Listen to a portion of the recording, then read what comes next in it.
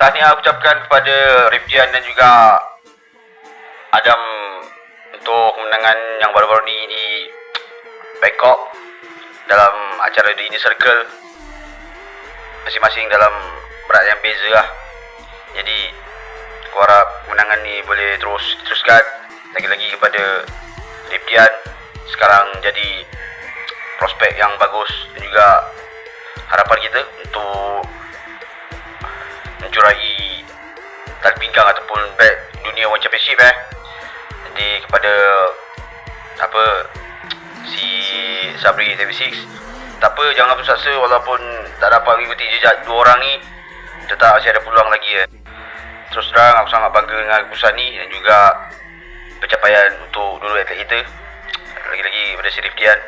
Adam pun aku bangga juga, sebab korang tahu dia sekarang tak ada rekod kalah lagi. Jadi korang rekod dia dapat teruskan lah. Jadi semoga terus sukses. Dan ini satu pencapaian yang baik untuk kita, geng. Untuk atlet kita, lagi-lagi untuk event yang berlangsung di One Championship. Kita harapkan keterusan lah kemenangan ni. Jadi itu je pada aku. Malaysia boleh.